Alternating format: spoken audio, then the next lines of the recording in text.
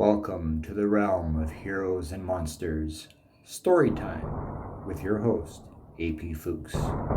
Stories of intrigue, stories of horror, stories of superheroics, stories of monsters. Get ready, the thrill ride begins. Welcome to the realm of Heroes and Monsters Storytime Podcast with me, your host, AP Fuchs, where this podcast is all about stories, hence the name Storytime. So later on in the show, you're going to get a short piece of flash fiction as the story for this episode. All right, so let's get right into the story before the story. Now, this season, we're exploring stories and how they are part of your everyday life all the time, 24/7. So let's see what happens in this next segment.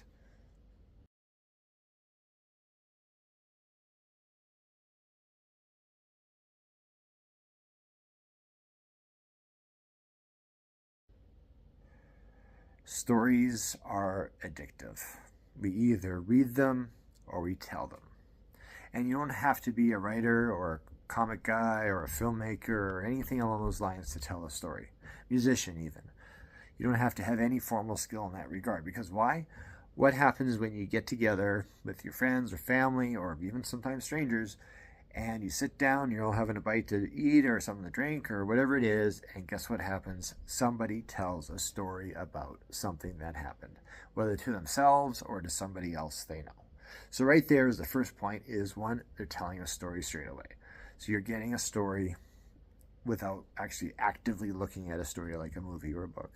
Two, you're getting a treat for your imagination, because when the person is retelling this story to you about themselves or some other person, your mind is filling in the blanks of various parts of the tale that they might be skipping over.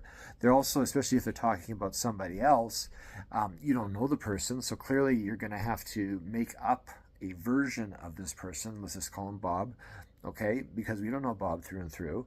We're only basing Bob off of what our friend is telling us. So we end up having to create Bob into some sort of character or some sort of visual in our mind's eye so that we can follow along. So right there, we're creating story within a story that's being told to us.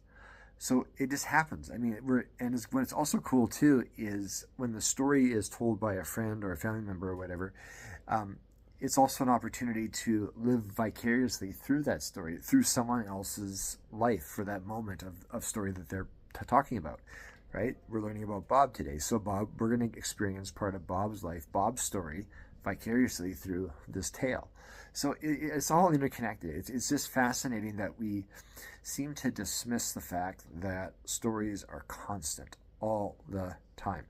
And I just want to expose that. I want to say, no, they are constant all the time. Look around, pay attention, and everything you do throughout your day involves some aspect of story. So yeah, today it's about listening to stories from friends. And the next time you have the opportunity to listen to a story from a friend or family member or whoever, listen good and see and pay attention to what your mind does as you follow along with what they're telling you. And you'll see you're crafting a story to go with their story to have a story. All right. Now, speaking of stories, it's time to get into story time. So I'll see you there.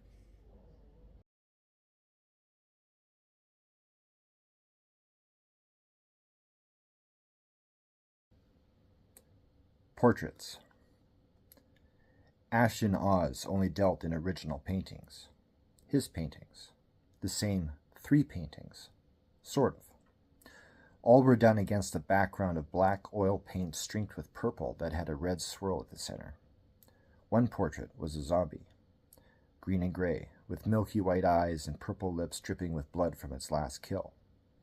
One was a werewolf, with brown matted fur streaked with silver highlights and eyes so cold and white they froze your soul. The last was a vampire. She was beautiful and sexy, with blonde hair, ruby red lips, and sparkling white teeth. The arc in her lower back pushed up her bust into the front and drove nearly every man wild and made every woman jealous. Ashton was a staple on the horror circuit and known for his realism in bringing his monsters to life. Those same 3 monsters, consistently depicted inside of a rusted iron metal cage, their poses varied at each show. He was constantly asked to make prints of his work, but he was adamant about selling only originals of his creations. It limited his sales volume, but it didn't limit his sales dollars. The 3 portraits netted him a solid $12,000 once sold. Not bad for a weekend's work.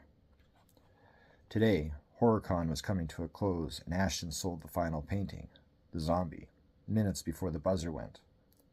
He packed up his easels, carried them to his car, and took them home, a quaint little place at the end of the street in a quiet neighborhood. He didn't know his neighbors, and they didn't know him.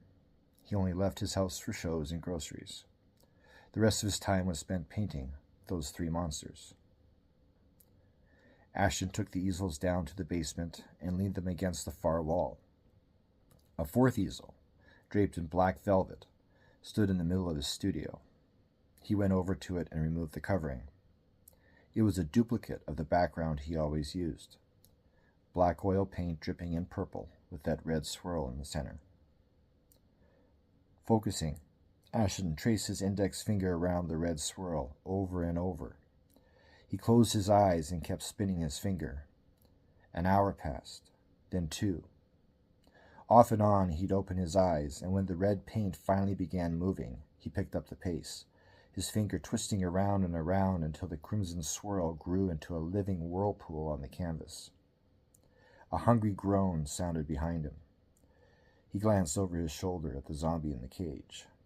Then he glanced to the cage beside it, the werewolf. Then he took in the heartbreaking look at the beautiful vampire in the one next to it.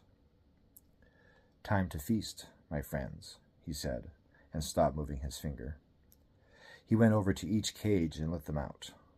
They moved toward him as one, as if to attack, but he knew the spell cast around himself would ensure his protection and direct them toward the swirling painting, the portal.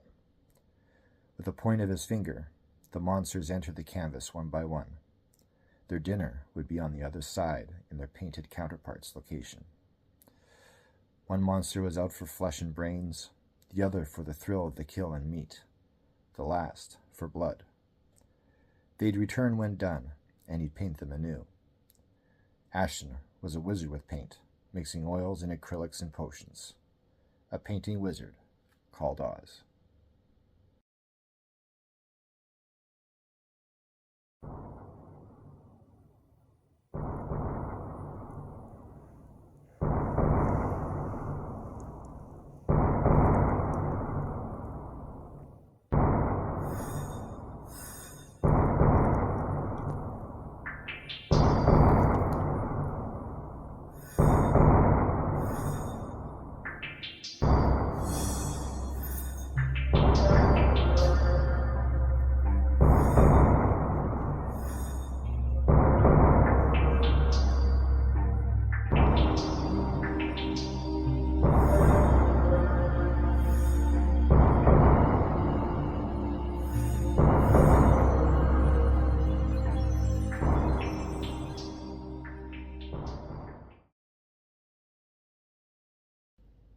And we're after the credits. And so we got something coming up really soon, well, soon-ish, is a new Axioman website, axioman.ca. It's in the building process at the moment. It's going to be launched with an upcoming Kickstarter Indiegogo campaign, as well as some corrections I'm doing to my own personal site. So it's going to be great. It's going to be a site 100% dedicated to Axioman. And it's going to have everything from the books to prints to various other kinds of merchandise to specialty items that are only available through that outlet. So if you're an Axioman fan, if you love superheroes, if you like them hopeful but at the same time mean business, he'll be right up your alley. So in the meantime, go check out the books, check out the comics, and we'll see you soon at axioman.ca.